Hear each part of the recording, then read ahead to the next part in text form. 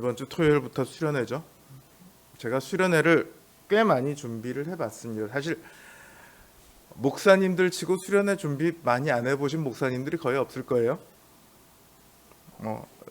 교회 수련회도 저도 교회 수련회도 많이 준비해봤고, 중고등부 수련회, 전교인 수련회 다 준비해봤고, 노회 연합 수련회도 준비해봤고, 수련회를 준비하는 사람이 가지는 가장 큰 고민은 어떻게 해야 이 수련회가 더 은혜가 넘치는 수련회가 될까, 이거예요.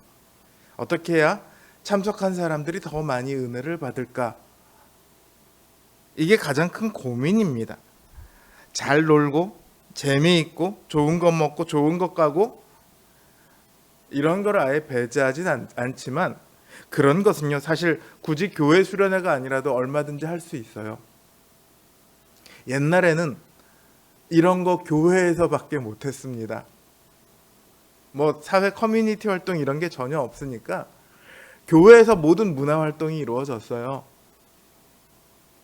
그런데 지금은 잘 놀고 잘 먹고 좋은 곳 가고 이런 거 교회보다 세상이 훨씬 잘해요. 할 수 있는 곳이 훨씬 많아요. 교회의 수련회는 더욱더 많은 은혜를 받고자 하는 그 기대가 이루어져야 하는 곳입니다. 그러니 어떻게 해야 더 많은 사람이 은혜를 받을 수 있을까 하는 건 준비하는 사람에게 가장 크고 중요한 고민이고, 다른 한편으로는 굉장한 부담이기도 해요. 제가 보통 설교를 준비하면 월요일부터 시작해서 성경을 읽고 묵상을 하고 그러다가 한 수요일 목요일쯤에 윤곽이 대충 드러나기 시작을 합니다. 그러다가 이제 토요일 날 마무리를 하는데, 수련회 설교는요 보통 제가 특강이든 설교든 두세 달 전부터 준비를 해요. 우리 교회 수련회를 해도 그렇고 외부 수련회에서 강사로 초빙을 받아도 그렇게 합니다. 그만큼 고민이 정말 많이 돼요. 그렇다고 우리 목사님은 주일 설교 대충 준비하더라 이러지는 마시고요. 근데 막상 수련회를 가보면은요, 같은 프로그램, 같은 말씀인데 어떤 사람은 은혜를 받아요. 어떤 사람은 은혜를 별로 받지 못해요. 어떤 사람은 에이씨 괜히 왔어 이러고 돌아오는 분도 있어요. 중고등부 수련회를 할 때도 보면요, 교회를 몇 년째 다니고 있어서 이 친구는 조금만 더 하면 믿을 것 같은데, 이런 친구들이 이번 수련회에서는 정말 이 친구가 하나님을 믿고 예수 그리스도를 영접했으면 좋겠다, 이런 친구들이요 의외로 수련회를 갔는데 아무런 믿음의 변화가 일어나지 않아요.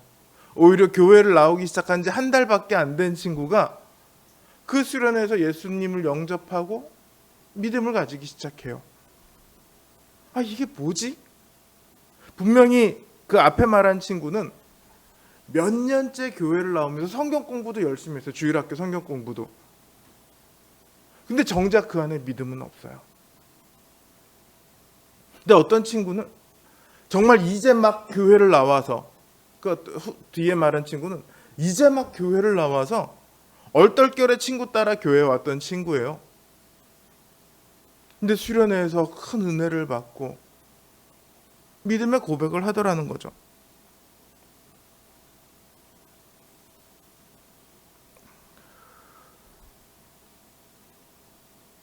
그러니까 그 수련회가 얼마나 잘 준비되었고 그 내용이 얼마나 훌륭하고 강사가 얼마나 뛰어나고 이런 것도 물론 중요하겠지만, 다른 한편으로는 참석하는 사람들의 상황에 은혜를 받느냐 못 받느냐가 달려있기도 하다는 거예요.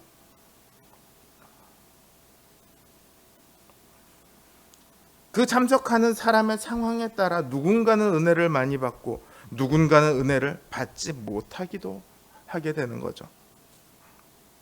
그러니까 우리가 수련회에서 이 수련회가 은혜가 넘치는 수련회가 되기를 원합니다. 그러면 하나님, 우리 이 수련회가 은혜가 넘치는 수련회가 되게 해주세요. 우리 목사님 설교가 정말 은혜가 넘치는 설교가 되게 해주세요. 이것도 중요하지만 자기 자신, 내가 은혜 받을 만한 사람의 모습으로 서야 한다는 거예요. 그럼 어떤 사람이 은혜 받을 사람입니까? 어떤 사람에게 주님의 은혜가 크게 임할까요? 우리는 보통 어떻게 하나님 나라의 백성이 되는가에 대해서 말할 때 한 가지 답을 갖고 있습니다. 주한결, 어떻게 우리가 하나님 나라의 백성이 될 수 있습니까? 잘하면 됩니다. 죄송합니다. 정답입니다. 잘하면 되죠. 어떻게 잘? 믿으면 되죠. 믿음으로 우리가 하나님 나라의 백성이 됩니다. 그런데 오늘 본문을 보면은요, 믿음이라고는 눈꼽만큼도 언급되지 않고 있는 한 과부와 믿음이라는 것을 더 이상 가질 수 없는 죽어버린 한 청년이 등장을 합니다. 그리고 그들에게 예수님의 놀라운 은혜라는 말로도 차마 설명할 수 없을 만큼 놀라운 기적이 일어나죠.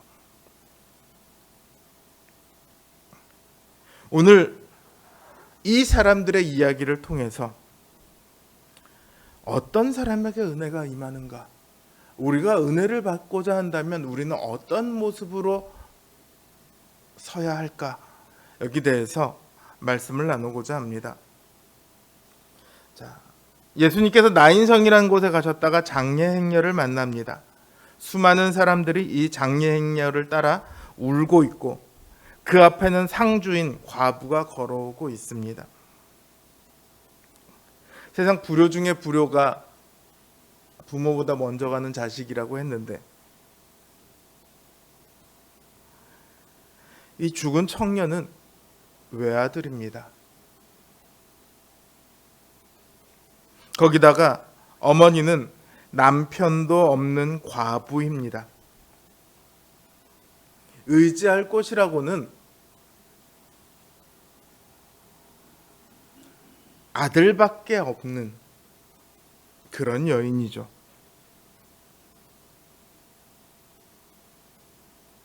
이 성에 사는 많은 무리가 지금 이 장례행렬을 따라옵니다. 그건 이 과부가 돈이 많고 권력이 있고 훌륭하고 존경을 받고 이런 사람이어서가 아니라 이 과부의 비참한 처지를 아마도 온 성 사람들이 알고 있었기 때문일 것 같습니다.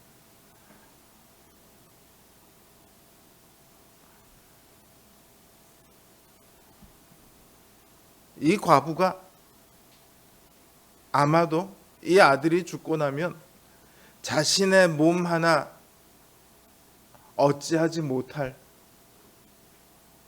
그런 형편이었을 것 같아요.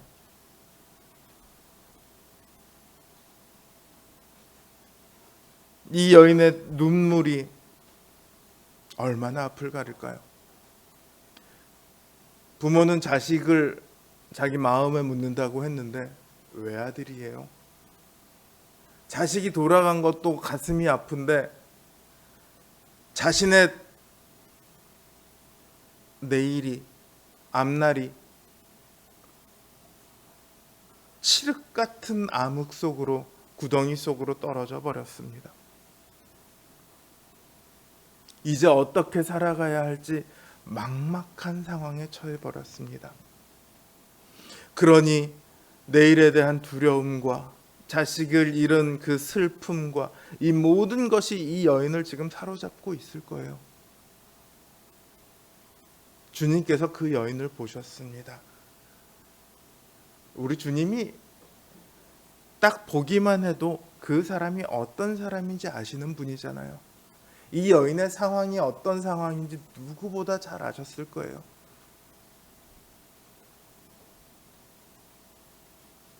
그리고 그녀를 보시자마자 그 여인을 불쌍히 여기셨습니다. 주님께서 그 여인에게 말씀하셨어요. 울지 말라. 당신은 장례식이 있으면요, 울음을 필요로 해서 조객들이 고용되었다고 합니다. 대신 울어주는 사람들이죠. 그들은 돈을 받고 고용된 만큼 정말 열심히 울어준대요. 근데 그들보다 더 울 이유가 많은 사람이 이 과부잖아요. 그런 과부에게 주님께서 울지 말라고 하십니다. 되게 사람들이 울고 있을 때요, 울지 마 그러면 울음을 그칩니까? 더 많이 울게 되죠. 하물며 이 청년의 죽음은 그 어미에게 있어서 하늘이 무너지는 듯한 절망이고, 그 비통함은 어떤 슬픔에도 비교할 수 없을 겁니다.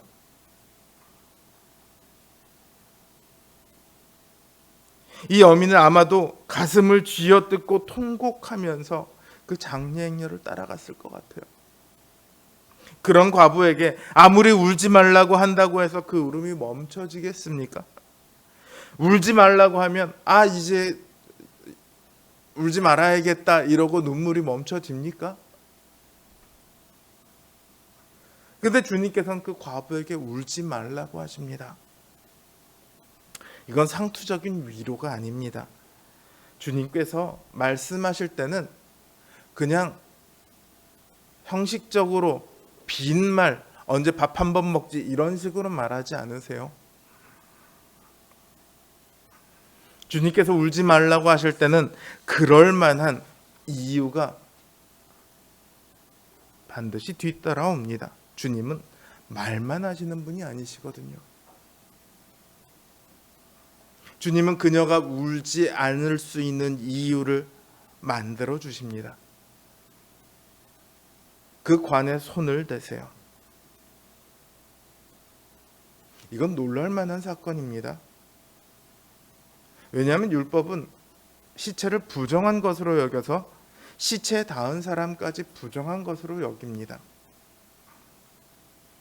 근데 주님은 아무런 거리낌 없이 그 관에 손을 대십니다. 사실 주님은 관에 손을 대지 않으셔도 충분히 청년을 살리실 수 있죠.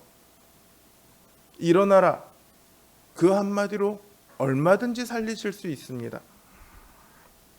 근데 굳이 손을 대십니다. 사람들이 시체에 손이 닿으면 부정해진다. 이것은요, 죽음과 사망의 권세에 사람들이 물드는 것을 의미합니다. 근데 주님은 생명의 근원이시기 때문에 아무리 사망의 권세에 사망과 손을 맞닿는다 할지라도 주님이 물드는 것이 아니라 오히려 그 죽음이 생명에 물들어 버리죠. 주님은 그 일을 하러 이 땅에 오셨어요. 주님은 죽음과 사망을 만나도 본인이 물드시는 것이 아니라 오히려 죽음을, 사망을 정복해 버리십니다. 죽음 한가운데 생명을 선포해 버리십니다. 그게 주님이시죠. 그러니까 관에 손을 대세요.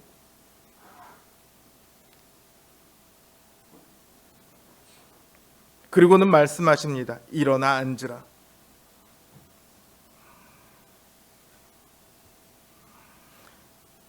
죽은 청년이 그 말씀의 권세에 힘입어 일어나 앉습니다.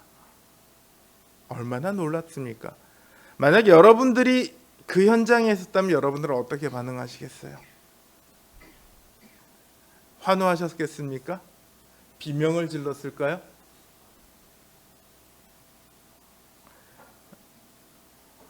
우리 아이들 같으면 욕설이 섞인 얘기가 나올지도 모릅니다. 우와, 개쩔어 이럴지도 몰라요.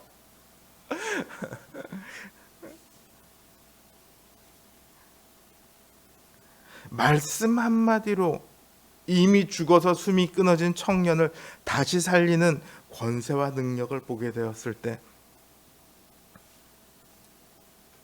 사람들은 두려워하기 시작합니다. 예수님의 그 엄청난 권세와 능력 앞에서 이들은 놀라기 이전에 온몸을 전율케 하는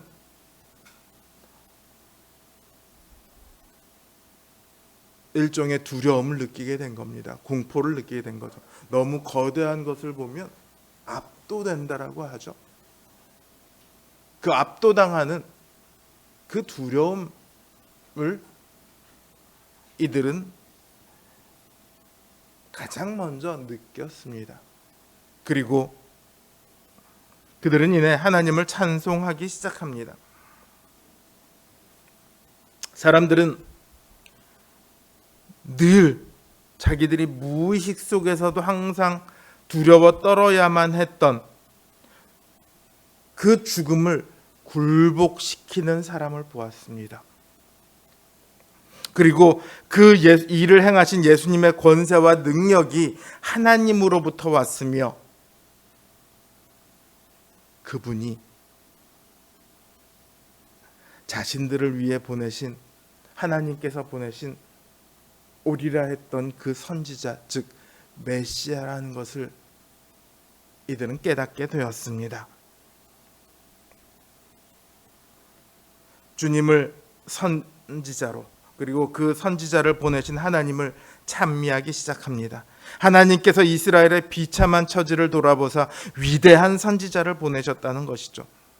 여기서 돌아보셨다라는 단어는요, 신약에서 하나님께서 자기의 언약 백성들을 친히 방문하셔서 살피실 때 그때 이 단어를 써요.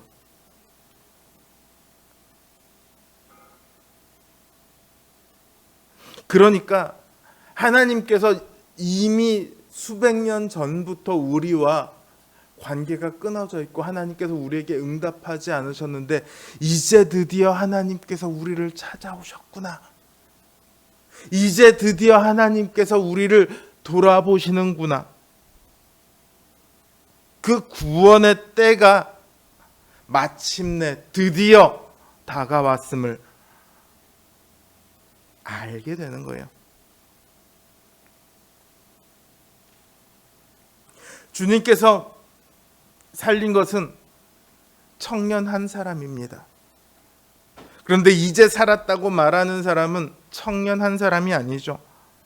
청년과 과부와 주위에 있던 모든 사람입니다.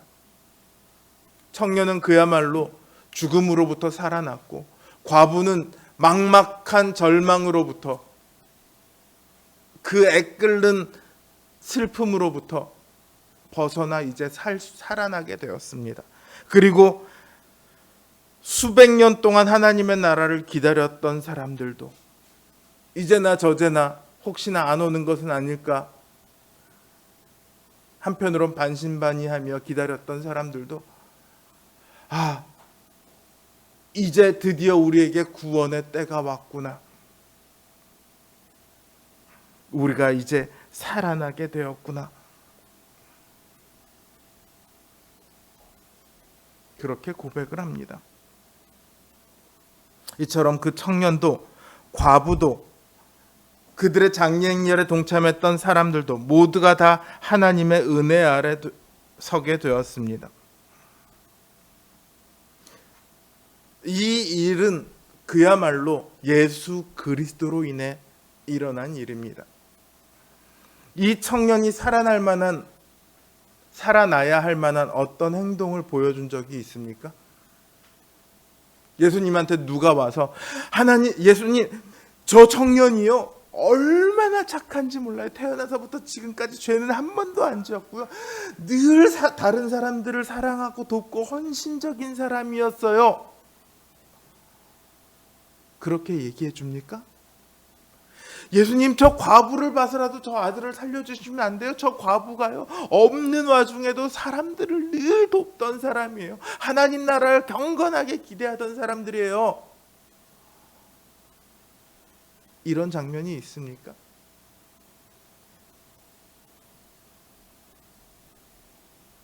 아니요. 과부도 청년도 주변 사람들도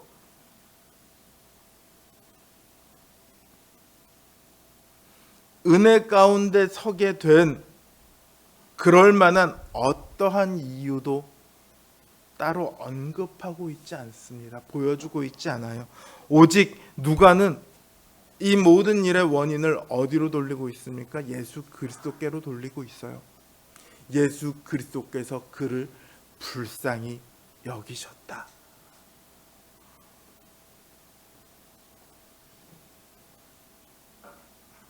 이 말 한마디로 시작을 하고 있습니다. 주님께서 생판 모르는 한 이미 죽은 청년을 다시 살리기로 한 것은 과부의 믿음 때문이 아닙니다. 청년의 믿음 때문이 아닙니다. 주변 사람들의 믿음 때문이 아닙니다.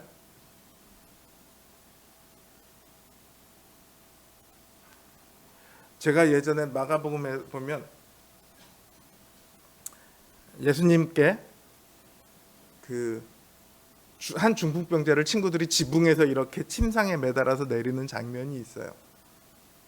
근데 여기서도 사실은 믿음이란 단어가 안 나오거든요. 학교를 다니면서 신학생들끼리 이 장면을 놓고 토론을 했던 적이 있어요.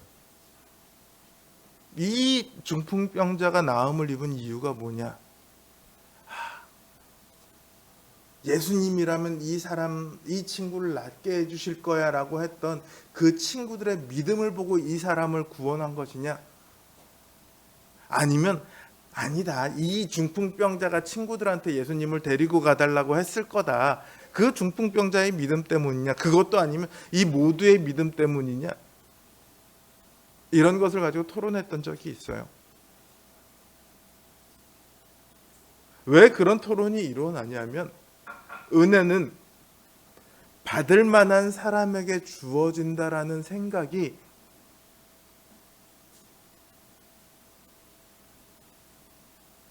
우리의 기본적인 뇌리 속에 들어가 있기 때문이죠. 신자들은 그거에 너무 익숙하거든요. 믿음, 구원, 믿음, 은혜.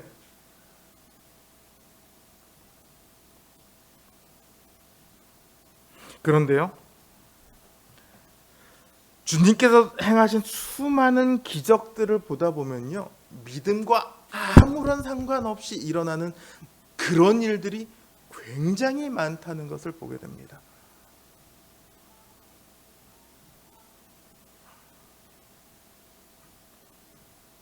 우리가 은혜를 얻게 되는 것은요, 우리에게 은혜가 임하는 것은요, 우리에게 무언가 조건이 있기 때문이 아니에요. 그렇다면 은혜라고 얘기하지 않아요. 그거는 보상이라고 얘기하는 거죠. 은혜는 선물로 주어졌기 때문에 은혜입니다. 아무 이유 없이 주어졌기 때문에 은혜라고 하는 거예요. 예수님께서 죽은 청년을 살리신 것은 오직 그 여인을 불쌍히 여기셨던 주님의 그 긍휼하심 때문입니다. 여인을 불쌍히 여기셨기에 그녀의 아들을 다시 살리셨습니다. 다르게 말하면 여인의 애타는 눈물이 주님의 발걸음을 멈춰 세웠습니다. 이제 어떻게 살아가야 할까? 누구라도 내 이 답답함을 누가 되었든 좀 도와줬으면 좋겠는데,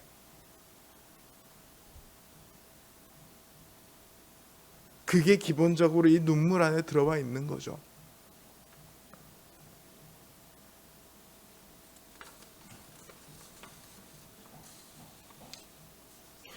아까 조금 전에도 말했던 것처럼 복음서에 나오는 수많은 이들의 놀라운 그 뒤에는 주님의 긍휼하심이 있습니다.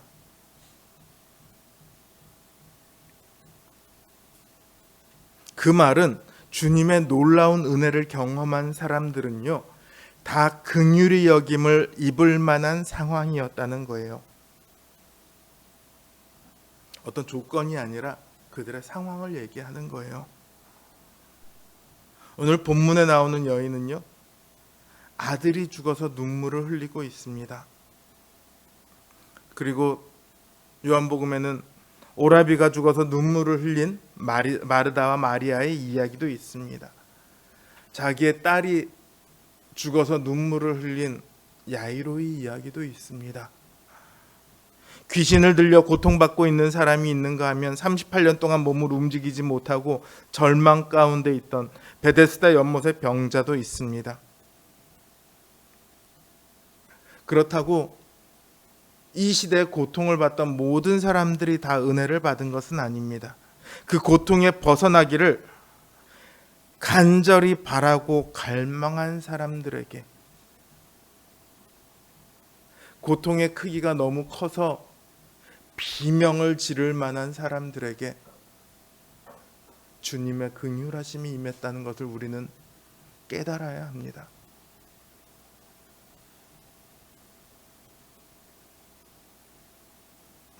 과부의 아들이 살아나는 것을 보고 사람들이 하나님께서 이제 우리를 돌아보셨다라고 이야기할 수 있었던 것이 왜 그렇습니까?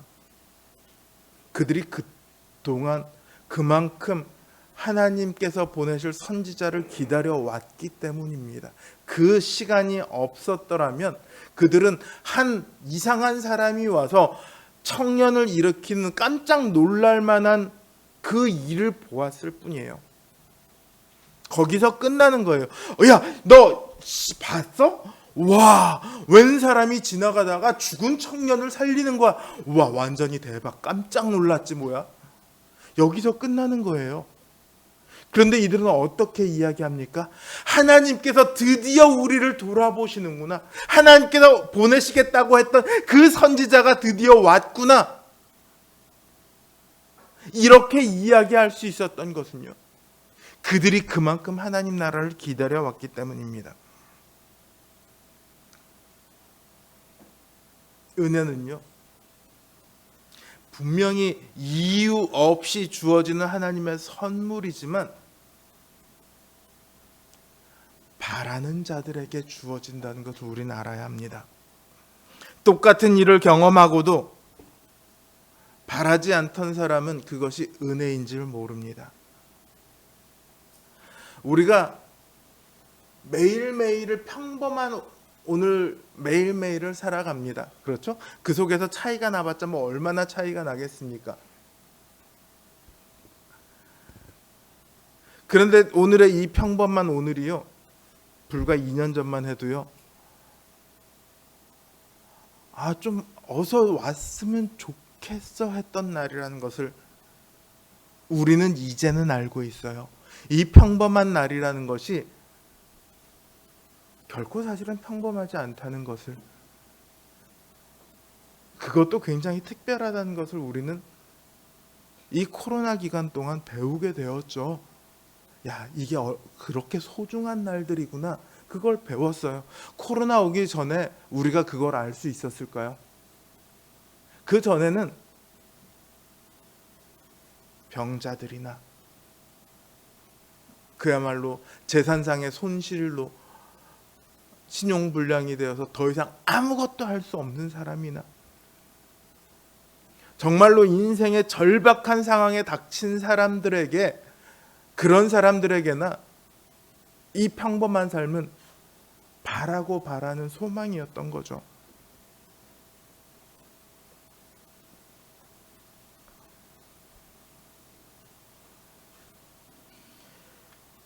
바라지 않는 사람은요, 그것이 은혜가 우리에게 주어져도 그것이 은혜인지 모릅니다.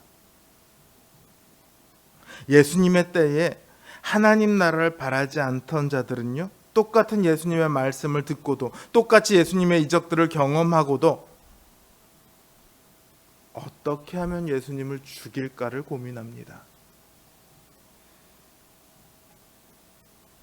그들이 바란 것은 예수님이 아니라 그들 자신이 인정받고 그들 자신이 권력을 누리고 그들 자신이 존경받는 거였거든요.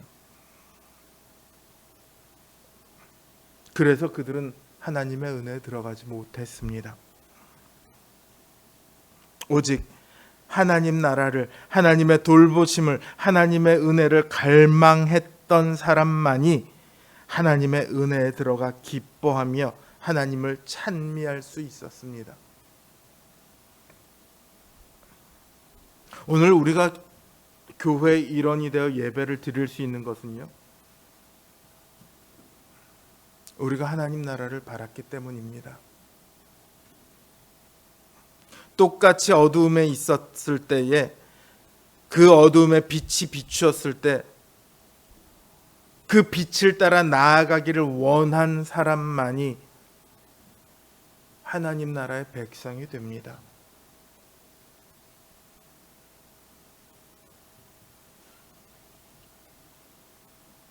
예수 그리스도의 긍휼과 사랑은요, 그 바라는 자들에게 능력으로 임한다는 사실을 믿으시길 바랍니다.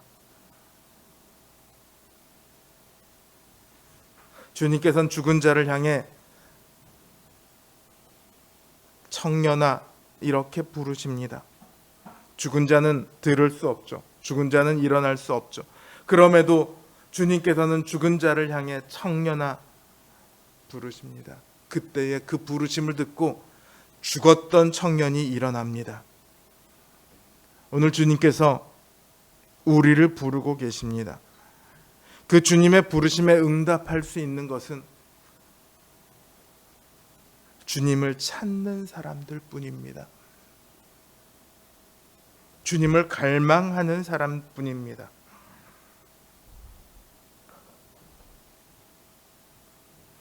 오직 주님의 이름을 기다리고 바라는 사람만이 주님의 은혜에 들어갈 수 있습니다. 사랑하는 성도 여러분,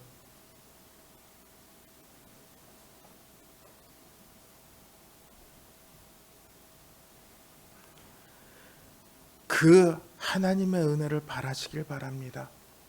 그 주님의 은혜를 갈망하시길 바랍니다. 바라지 않는 사람은요, 놀라운 역사를 일어나도 그것이 얼마나 놀라운지 알지를 못합니다.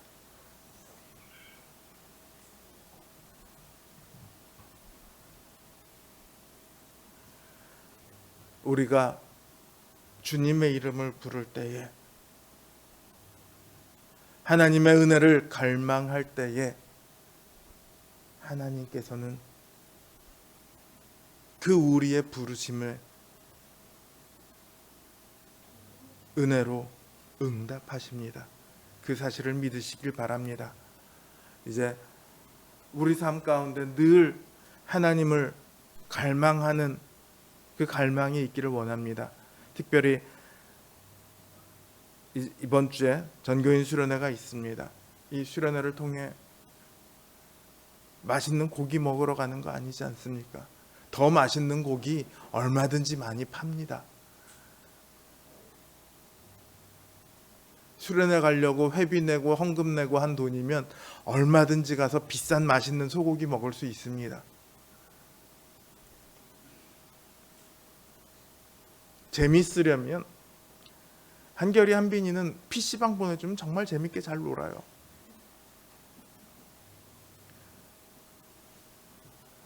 재밌으려고 가는 거 아니에요. 맛있는 거 먹으러 가려고 가는 거 아니잖아요. 하나님, 나에게 은혜를 베푸시옵소서. 내 삶에 하나님의 은혜가 필요합니다. 이 갈망이 저와 여러분 가운데 간절함으로 있기를 주님의 이름으로 기원합니다.